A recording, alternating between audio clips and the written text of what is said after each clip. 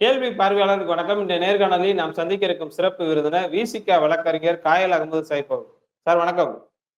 வணக்கம். தமிழ்நாட்டுல கடந்த 1 மாதமாக யார் அந்த சார் என்ற ஒரு விவகாரம் தமிழ்நாட்டு அரசியல்ல மிகப்பெரும் பேசுபொருளை ஏற்படுத்திருந்துச்சு. ஆளுகின்ற கட்சியை நோக்கி எதிர்க்கட்சியா இருக்கக்கூடிய அதிமுகவும் சரி, பாஜகவும் சரி, யார் அந்த சார்ன்ற மாதிரின்னு ஒரு கேள்வி வச்சு பல்வேறு போராட்டங்கள் நடத்தினாங்க. கூடுதலாக பார்த்தோம்னா பாஜகவினுடைய மகளிர் அணியாக இருக்கக்கூடிய இந்த மகளிர் அணியை சார்ந்த குஷ்பு அவர்கள் கூட மதுரையில கண்ணகி வேடமிட்டுலாம் ஒரு போராட்டத்தை நடத்தினாங்க.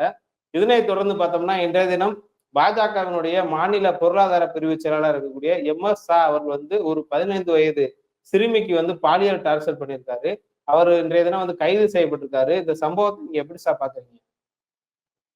பாஜக கட்சியை பொறுத்தவரையில எவ்வளவு பெரிய பெரிய தவறுகள் பண்ணுகிறார்களோ அவ்வளவு பெரிய பெரிய பதவிகள் அவர்களுக்கு கொடுக்கப்படும். இதை பல முறை கேள்வி பார்வையாளருக்கு நம்ம இந்த காணொலி மூலமாக வைத்துக் கொண்டே இருந்திருக்கோம். அதுதான் அது உதாரணம். ஒரு பெரிய குற்றம் பண்ணிட்டாங்க. அவங்களுக்கு மற்ற அரசியல் கட்சியெல்லாம் தண்டனை அறிவிக்கும். இப்போ திமுகல ஒரு ஆள் இந்த மாதிரி குற்றம் செஞ்சுட்டாருன்னா உடனே கட்சியை விட்டு நீக்குவாங்க. ஆனா பிஜேபியில அப்படி செய்ய மாட்டாங்க. உடனடியாக என்ன பண்ணுவாங்க, உயர் பதவிகளை கொடுப்பார்கள். இப்ப இந்த எம்.எஸ்.ஆ என்று சொல்லக்கூடிய இந்த கயவன் இப்படிப்பட்ட வார்த்தையில் தான் பயன்படுத்த வேண்டியிருக்கு. 15 வயது சிறுமியை கதற கதற கற்பழித்திருக்கான் அப்படின்னு சொல்லி கடந்த வருடம் 2024 ஏப்ரல் மாசமே இவன் மீது புகார் அளிக்கப்பட்டிருக்கிறது. காவல்துறை நடவடிக்கைக்காக செல்கிறார்கள். 15 வயது சிறுமி என்றால் போக்சோ சட்டத்தின் அடிப்படையில அவங்க தண்டனை பெற்று தர வேண்டும். அந்த அடிப்படையில மதுரையுடைய தென்மண்டல ஐஜி வரைக்கும் இது புகார் சென்று புகாரை விசாரிக்கும் போது சம்பந்தப்பட்ட அந்த சிறுமி 15 அந்த சிறுமியுடைய தாயாரை தன் கண்ட்ரோல்ல வைத்திருக்கான். அந்த தாயாரையும் மன்னிச்சிருக்கான், பாலியல் சீண்டல் பண்ணியிருக்கான், அந்த தாயாரையும் யூஸ் பண்ணியிருக்கான், அந்த தாயாருடைய கற்பையும் சூறையாடி இருக்கான். ஆக தாயும் மகளையும் ஒரு சேர கற்பழித்த காமுகன் கயவன் இந்த எம்.எஸ். காவல்துறையா ஒண்ணும் செய்ய முடியவில்லை. ஏன்? அண்ணாமலையோட நெருக்கம். பாஜகவுடைய தமிழ்நாடு மாநில அந்த பொருளாதார பிரிவுடைய முக்கிய பொறுப்பாளர். அவரு மாநில நிர்வாகி. குறிப்பா அவரு அமித்ஷா ஆபீஸ்ல டெல்லியோடு நேரடி தொடர்புல இருக்கிறார். அண்ணாமலையோட உற்ற தோழராக மிக நெருக்கத்தில் இருக்கிறார். இதையெல்லாம் பயன்படுத்தி நெருக்கடி. அந்த பெண்மணி வாக்குமூலம் கொடுக்கவில்லை. எங்களுக்கு ஒண்ணும் இல்லை என்று மறுத்துட்டாங்க. இப்போ அவருடைய தந்தை அந்த சம்பந்தப்பட்ட பாதிக்கப்பட்ட அந்த சிறுமியுடைய தந்தையார் புகார் அளிக்கப்பட்டு திரும்ப மறு விசாரணை மேற்கொண்டதுல ஆமா என்னையும் அவர் கற்பழித்தாரு, என் மகளையும் என்ன செஞ்சாரு, பல மாநிலங்களுக்கு கூட்டி சென்று தன்னுடைய சகாக்களுக்கு தன்னுடைய நண்பர்களுக்கு விருந்தளித்தார் என்ற அதிர்ச்சிகரமான தகவலை ஒப்புதல் வாக்கு மூலமாக அந்த பெண்மணி கொடுத்த காரணத்தினால இன்றைக்கு அந்த சிறுமியிட்டையும் வாக்குமூலம் வாங்கி கொண்டு மதுரை சிட்டி கமிஷனர் தலைமையில தனிப்படை அமைத்து அவரை தேர்தல் வேட்டை நடத்தி இன்னைக்கு கைது செய்திருக்கிறார்கள். இதுதான் நடந்த சப்ஜெக்ட். இப்ப நாம என்ன கேட்கிறோம்? நீங்க கேட்ட கேள்விதான். ஆஹா, அண்ணா யூனிவர்சிட்டியில அண்ணா பல்கலைக்கழக மாணவிக்கு பாலியல் வன்முறை ஆகிவிட்டது, யார் அந்த சார் என்று கொக்கரித்தார்கள். சம்பந்தப்பட்ட அந்த கயவனை 5 மணி நேரத்துல கைது செய்து அவனை பாத்ரூம்ல வலிக்கி விட செய்து கை கால் ஒடிக்கப்பட்டது. விசாரணை மிக துரிதமா நடந்து கொண்டிருக்கு. அந்த நிலையில அந்த குஷ்பு வானதி சீனிவாசன்லாம் மதுரைக்கு நவீன கண்ணகியாக மாறி கண்ணகி போன்று வேஷம் அளித்த ஒரு பெண்மணியை வைத்துக் கொண்டு நாங்கள் நீதி கேட்டு வந்திருக்கிறோம் என்று ஆவேசமாக கடந்த வாரம் பேசியதை பார்த்தோம். இப்ப நாம என்ன கேட்கிறோம்? உங்க கட்சியை சேர்ந்த பாஜகவை சேர்ந்த மாநில நிர்வாகி எம்.எஸ். தாயும் பிள்ளையும் மகளையும் சேர்ந்து கற்பழித்திருக்கிறார். பாலியல் வன்புணர்வு பண்ணியிருக்கிறார். அவர் பண்ணது மட்டும் இல்லாம தன்னுடைய சகாக்கள்னா கட்சி சகாக்கள் தான் இருப்பாங்க. பாஜகவுடைய பிற நிர்வாகிகளுக்கு அவர் விருந்தளித்தாரா? யார் அந்த நிர்வாகி? இப்ப சொல்லுங்க, யார் அந்த சார்? நீங்க கேட்ட யார் அந்த சாருக்கு எம்.எஸ். தான் அந்த சாரு, பாஜகவுடைய மாநில நிர்வாகி தான் அந்த சாரு என்று தெளிவான விடை கிடைத்திருக்கிறது. இவரை ஒழுங்கான முறையில விசாரிக்கணும். தமிழக காவல்துறை சரியான முறையில் விசாரிக்க வேண்டும். ஏன்? மதுரையில ஒரு பிரபலமான கல்லூரியில மிக முக்கிய பொறுப்பில் இருக்கிறார் இந்த எம்.எஸ்.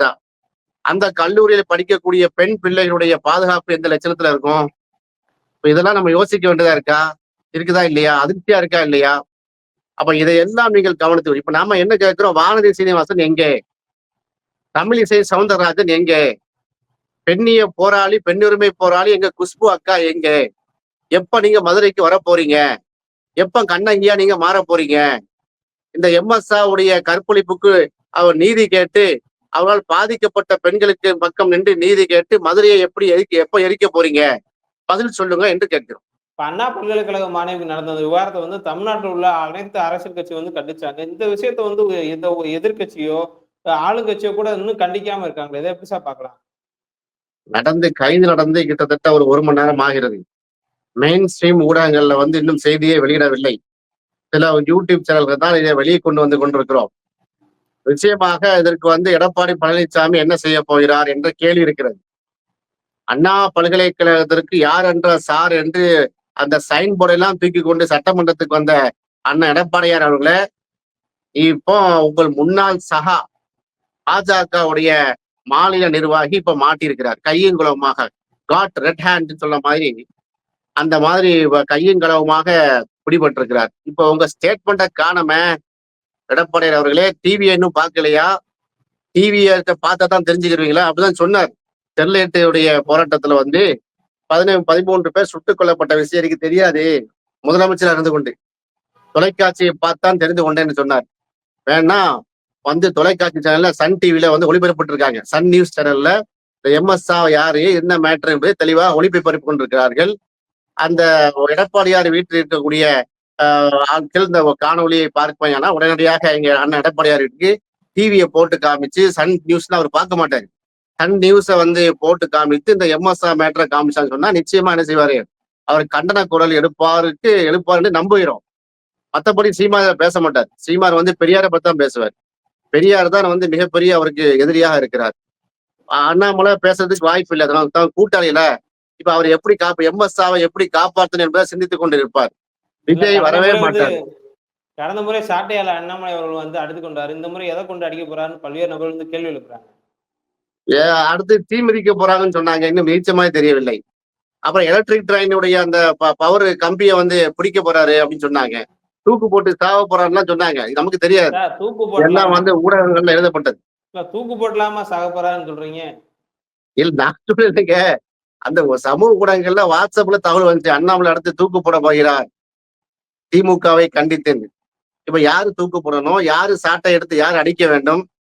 பாலியல் ஜல்சா கட்சி நம்ம சும்மாவா சொல்லிட்டு இருக்கோம். அந்த ட்ராக் ரெக்கார்டை பாருங்க. நான் ஒரு இதா சொல்றேன். இப்ப ஹத்ரஸ்ல, கத்துவால, உன்னாவில, அந்த காஷ்மீர்ல நடந்தது என்ன? தலித் சிறுமிக்கு, குறிப்பா அந்த ஆசிபா இஸ்லாமிய சிறுமிக்கு வந்து பாலியல் வன்கொடுமை பண்ணாங்களா இல்லையா? யாரு? அத்தனை பேரும் பாஜக காரங்க சகாக்கள். ஒரு வார காலம் வந்து அந்த கோயில்ல அடைத்து வைத்து 8 வயது சிறுமியை வன்புணர்வு செய்து கொன்றாங்க. எல்லாம் பாஜக காரங்க. அவங்க மேல சட்டத்தை வந்து எவ்வளவு நாடு ஃபுல்லா கொந்தளித்த நிலையில் தான் அவங்க மேல என்ன செஞ்சாங்க? சட்டத்தின்படி இறுகியது. வேடிக்கை தானே பார்த்துச்சு ஒன்றிய சர்க்கார், மோடி அமித்ஷாவுடைய ஆட்களு. அவங்க வந்து கச்சை வளர்த்ததே பார்த்தீங்கன்னா குஜராத்ல ஆயிரக்கணக்கான இஸ்லாமிய பெண்களை வந்து கற்பழித்து தானே அங்க கட்சியை வளர்த்தாங்க. குஜராத்ல கலவரம் செய்வது, உடனே கலவரம் பண்றது, பெண்களை வந்து மானபங்கப்படுத்துறது, கொலை செய்வது தானே அவங்களுடைய அஜெண்டாவாக இருக்கிறது. அந்த தத்துவத்தின் வார்ப்பு தானே எம்எஸ்ஆ. இன்னைக்கு மணிப்பூர் பத்தி எழுதி கொண்டிருக்கிறது. பட்டப்பகுதியில் வெட்ட வெளிச்சத்துல குக்கியினத்துடைய பெண்களை நிர்வாணமாக்கி அவங்களை பாலியல் வன்புணர்வு செய்து கொண்டு வந்து குற்றிரும் குறைவா நிறுத்துறாங்களே. இன்டர்நேஷனல் லெவல்ல, சர்வதேச அளவுல காரி துப்புனாங்க. என்ன நடவடிக்கை எடுக்க? ஒரு நடவடிக்கையும் இல்லை. சரி, அந்த பாஜகவுடைய எம்பி எம்எல்ஏ இருக்கக்கூடிய, அமைச்சரா இருக்கக்கூடிய, முக்கிய கட்சியில முக்கிய பிரமுகர்கள் இருக்காங்களே, அவங்க இந்த மாதிரி போக்சோ சட்டத்துல மாட்டினது, பெண்களை வன்புணர்வு செய்தத அந்த லிஸ்ட் இருக்கிறத எத்தனை பேருக்கு தண்டனை கிடைச்சிருக்கு?